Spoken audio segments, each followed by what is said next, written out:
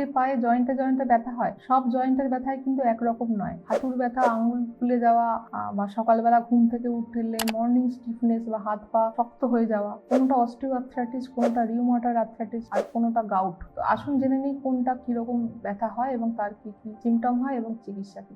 Osteoarthritis সাধারণত বয়সের সাথে সাথে কার্টিলেজের ক্ষয়ে গিয়ে হয়। এতে হাঁটুর ব্যথা, হাঁটলে ব্যথা, সিঁড়ি দিয়ে উঠলে ব্যথা, মর্নিং স্টিফনেস কম হয় এবং জয়েন্টে কটকট শব্দ হতে পারে। সাধারণত এক বা একাধিক জয়েন্ট কিন্তু এই অস্টিওআর্থ্রাইটিসে আক্রান্ত হয়। রিউমাটয়েড আর্থ্রাইটিস এটি একটি অটো ইমিউন রোগ। এতে হাতের আঙ্গুল কবজিতে ব্যথা হয়, ফুলে যায় এবং সাধারণত বাঁ দিক ডান দিক একই সাথে আক্রান্ত হয়। মর্নিং স্টিফনেস থাকে, অর্থাৎ ঘুম থেকে ওঠার পরে জয়েন্টগুলো ভালোভাবে নাড়া যায় না, শক্ত হয়ে থাকে এবং এই মর্নিং স্টিফনেস 1 ঘন্টার বেশি থাকে।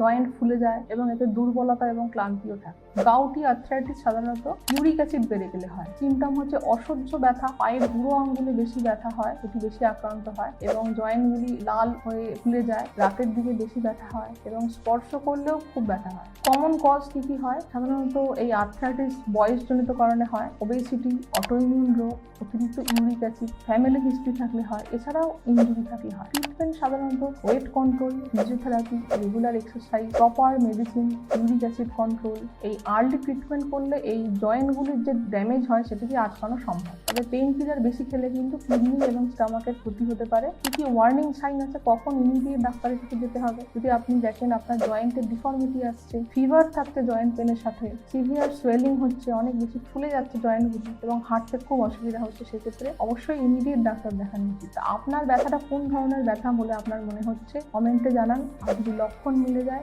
ইমিডিয়েট দেরি না করে ডাক্তার দেখান। সুস্থ থাকুন।